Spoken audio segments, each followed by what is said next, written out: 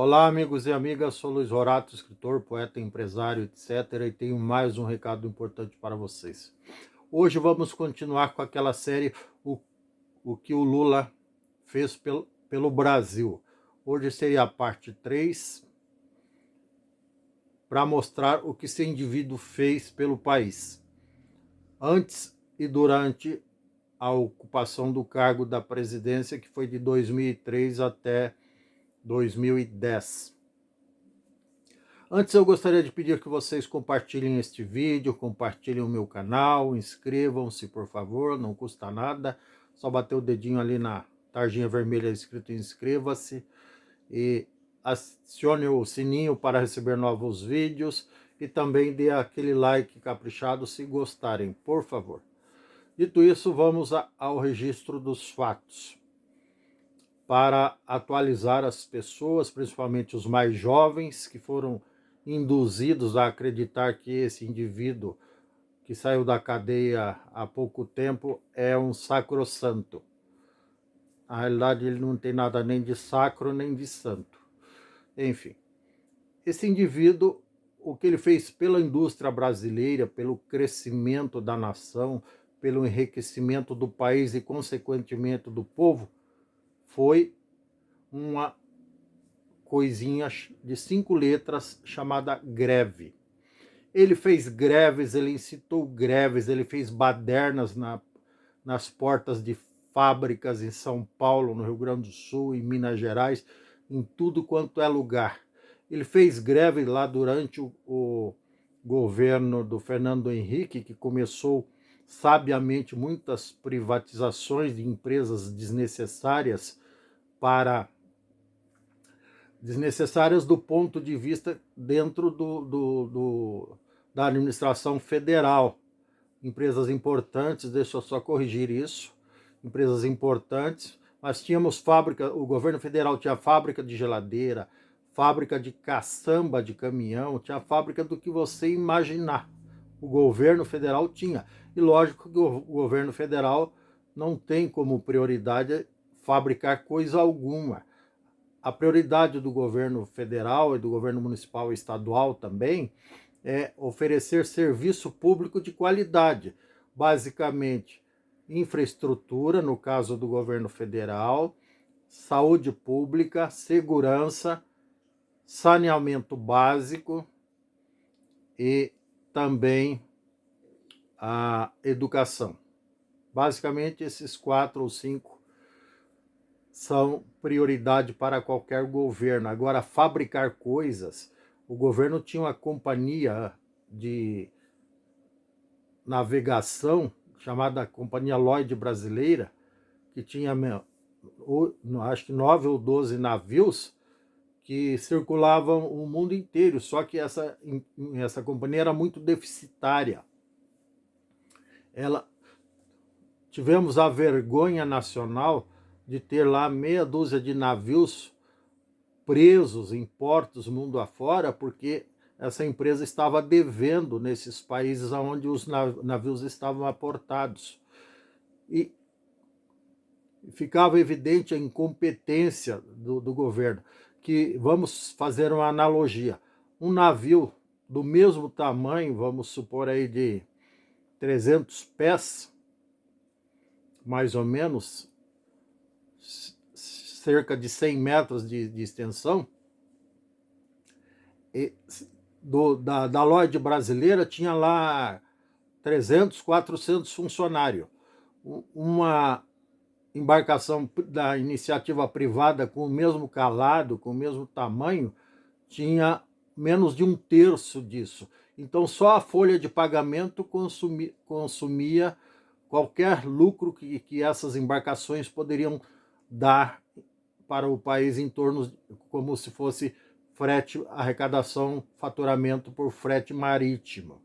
Porque o governo, diga-se de passagem, é um péssimo administrador. Não sei no resto do mundo, mas no Brasil sempre foi um péssimo administrador. Isso quando tinha gente competente à frente lá no cargo número 1, na presidência. Agora, quando botou incompetente, aí a coisa desandou de vez, né? Aí a vaca foi pro brejo com corda e tudo. Foi o que aconteceu no governo do PT. A vaca realmente foi para o brejo, concordo e tudo. Felizmente, o governo Fernando Henrique veio antes e privatizou uma porção de estatais. Que se essas estatais tivessem ficado para o governo do PT, o navio que já tinha 400 funcionários, o PT ia botar mais 400. Porque a especialidade do PT ao longo dos 16 anos de governo foi criar cabide de emprego para desocupado, para companheiro e companheira. Era essa a especialidade do PT. Então, mas vamos falar sobre o Lula. O que ele fazia lá nos anos 80, ainda em plena ditadura militar? Greves. E greve, todo mundo sabe que não traz riqueza, não agrega valor a coisa alguma, só traz prejuízo para todo mundo, inclusive para o trabalhador. E o resultado disso, o sonho dele era fechar a fábrica. Aliás, dos mantras dos grevistas era queremos parar a fábrica, fechar a fábrica. E eles conseguiram. Há cerca de um ano e pouco, as 3 últimas fábricas da Ford no Brasil fecharam. E com elas, mais de 300, 400 fornecedoras. Fecharam as portas. O Lula deve ter tido um orgasmo múltiplo, desculpa a expressão, quando a Ford fechou 3 fábricas no Brasil. Que era o sonho dele fechar a fábrica. Aí, o que acontece? Daí ele realizou outro sonho. O Brasil não diminuiu a exportação de carros. Aí exporta commodities. Ontem eu falei sobre commodities. Aí o que a gente vai fazer? Exportar commodities. Só que para cada uma tonelada de commodities, que seria soja, petróleo bruto, minério de ferro que a gente exporta, a gente importa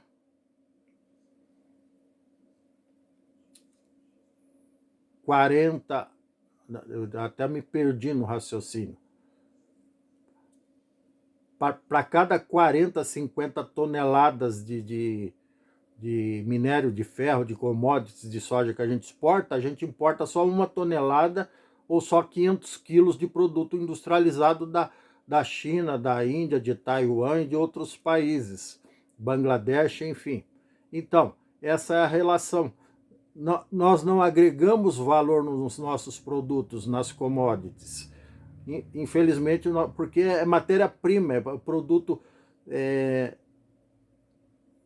pouco faturado, ou semi-faturado, ou minimamente faturado. Não é produto acabado, como é um carro, por exemplo, um barco, um navio, um avião, uma geladeira, um fogão, um aparelho de celular. A gente exporta matéria-prima. E daí, obviamente, o retorno é mínimo. E daí, obviamente, o desemprego é gigantesco aqui no Brasil. A gente exportando commodities e importando produtos industrializados, nós estamos gerando muitos milhões de empregos, sabe aonde? Na China, na Índia, em Taiwan, em Bangladesh e nesses lugares. E aqui a gente está fechando as fábricas, está fechando as vagas de emprego, está diminuindo muito a arrecadação, está empobrecendo o país e ainda assumindo a obrigação de distribuir benefício social para as pessoas desempregadas. É uma obrigação constitucional, só que não é assim que um país enriquece, não é assim que um povo enriquece. Então, tudo isso começou com as greves que o Lula fez lá atrás, em 1980. Ele estimulava, ele fazia baderna. Ele que começou com a história do panelaço. Ele e a turminha dele, os companheiros e companheiras. Esse povinho aí, que esculachou com o Brasil, mudou o rumo da história, que estava um país crescendo, que poderia, igual a China está crescendo 7, 8, 9, 10, 12% ao ano. A média do crescimento do PIB, eu pesquisei ano a ano durante o governo Lula e o governo do PT, da Dilma, a média do crescimento do governo do PT foi de 2,16% ao ano do PIB. que é o produto interno bruto do país, enquanto que lá a China, durante esse tempo, cresceu em média 8, 10% ao ano. Por quê? Porque o Lula fez questão de dar emprego lá para o povo da China. Eu não tenho nada contra a China, nada contra o povo chinês, muito pelo contrário, eu os quero muito bem, mas quando se trata de governo, de política econômica, política macroeconômica, nós temos que dar prioridade para o nosso país, fazer o nosso país crescer, e não o país comunista lá da Ásia. Mas como ele é simpatizante do comunismo, até andou elogiando esses dias atrás o regime comunista chinês, então é isso que esse cara quer garantir para o Brasil. Ele quer continuar o que ele não terminou. Isso sem falar nos problemas judiciais que ele tem, que ele foi abençoado por o Supremo Tribunal Federal, que anulou as condenações dele, anulou as provas. Agora raciocina comigo, você que gosta do Lula. Se o Supremo Tribunal Federal anulou as provas, é porque existia provas contra ele. Só que anulou por simpatia, porque ele é um cara bonitinho, porque ele é um cara que fala bem, perdeu o dedinho, enfim. Não sei o motivo. Não tenho a menor ideia do motivo. Quer dizer, eu até tenho, mas é melhor não falar. Tá certo? Então é isso que o Lula fez para o Brasil. Greve para fechar fábrica, para fechar vaga de emprego, para gerar desemprego, para ele poder dar Bolsa Família, para comprar voto. É mais ou menos nessa ordem o raciocínio do Lula. Se você acha que um indivíduo desse presta para ser presidente, vota nele. Depois vai para Bangladesh, vai para Cuba, vai para Venezuela, vai para a China, pode ir lá para como é que chama lá, ó, Coreia do Norte também, para a Rússia. Tem bastante lugar bacana para ir passear, tá bom? Um abraço, até mais.